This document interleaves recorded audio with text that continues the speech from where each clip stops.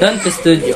Siya ang tanungan at tagapayo ng mga taong pamahalaan na sa kanyang kamay ang desisyon tungkol sa akademya ng wikang Kastila. Kilala siya sa tawag na Buena Tinta.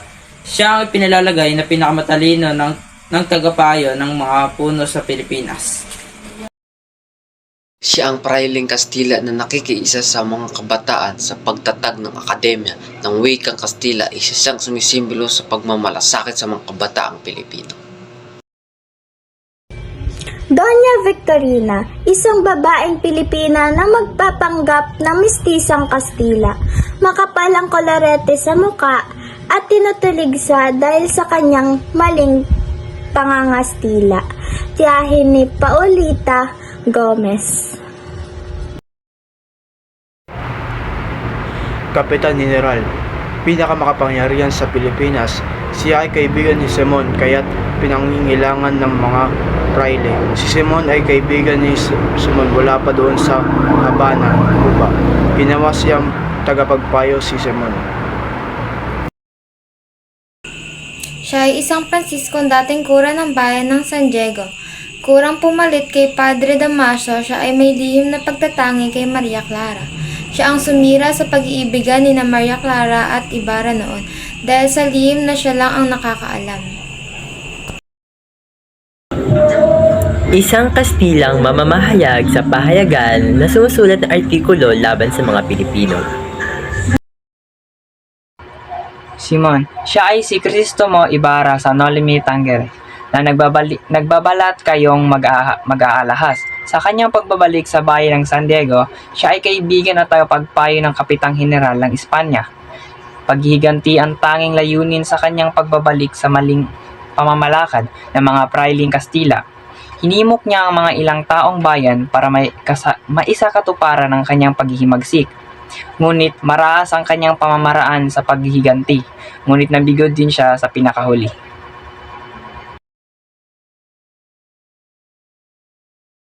Isang araw ng Disyembre, naglalakbay ang pabortabo sa Ilog Pasig patungong Laguna. Nag-uusap sa kubyerta ang mga pasahero. Kapitan, bakit hindi patulinan ng barko? Sasadsad tayo sa bukiring iyan, Doña Victorina. Habang pinagtatalunan ng mga sakay ang pagtutuwid sa palikulikong ayos ng ilog, ay biglang nagsalita si Simon. Ang lunas ay napakadali. Humukay ng kanal sa Maynila, magbukas ng bagong ilog at tabunan ng ilog Pasig. Sa panukalang ito ay malaking pera ang magugugol, Ginoong Simon, at masisira ang mga kabayanan. Wes, sumira! Gamitin ang mga bilanggo at bihat upang walang perang gugugulin sa paggawa. Kung hindi sasapat, ang taong bayan ang sapilitang paggawain. Sa ganyang paraan nayari ang malalaking piramide sa Ehipto, ang lawang Miyares at ang Koliseo ng Roma. Ngunit maaaring magbunga yan ng paghihimagsik. Nagalsa na ba kahit minsan ang bayang Ehipto? Pero hindi na kayo kaharap ng mga taga-Ehipto. Ang lupaing ito ay maraming beses nang naghimagsik dahil sa sapilitang paggawa. Ang mga pulong ito ay hindi na muling maghihimagsik. At kayo, Padre Salvi, ano ang silbi ninyong mga praile kung maghihimagsik ang bayan? At huwag kayong bumunggit ng mga pangangatwirang pawang katunggakan. Sa isang napakawalang utang na loob, tatalakayin pa ang mga bagay na ito sa vapor pa naman? Nagharap na ako ng isang tunay na panukalang matipid at kapaki-pakinabang upang linisin ang mahabang wawa sa Laguna. At maaari bang malaman kung ano yan? Pilitin ang lahat ng bayang magkakatabi na mag-alaga ng pato at ang mga hayop na ito sa pamamagitan ng panginay na susong maliliit ang magpapalalim ng wawa. Maaari ko bang isulat ang tungkol sa bagay na yan? Pero Don Custodio, kung lahat ay mag-aalaga ng mga pato, darami ang mga balot. Mabuti kung matabunan na ang wawa kaysa magkaroon ng maraming nakabibiring balot.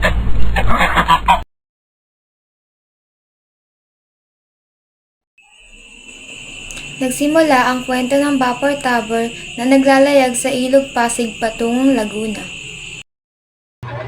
Sa itaas ng kubyerta ay mga praile, mga opisyal at mga yaman na nakaupo ng komportable.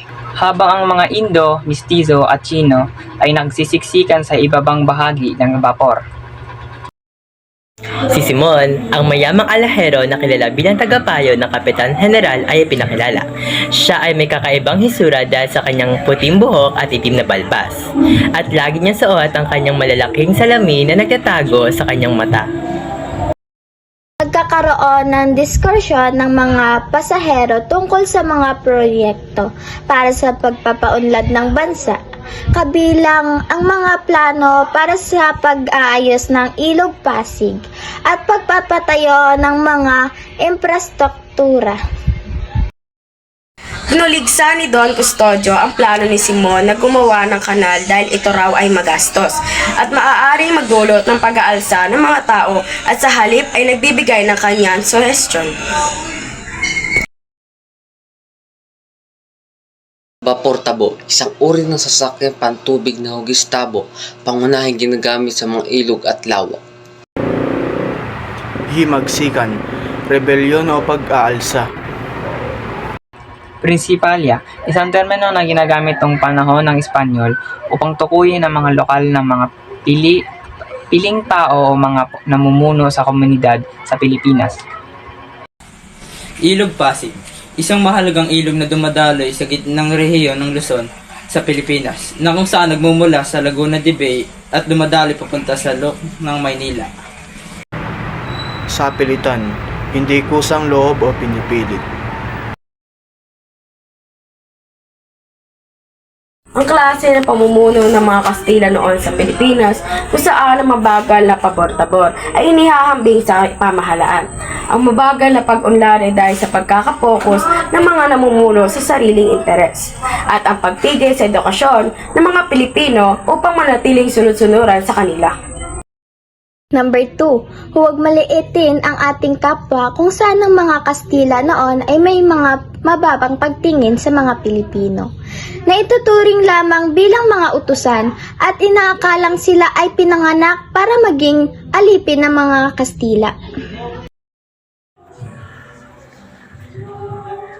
Ang diskriminasyon na makikita sa pagkakahati ng mga sakay sa Vapor Tabo, ang mga mayaman at dugong Kastila ay nasa itaas na bahagi kung saan komportable sila at hindi pinapawisan.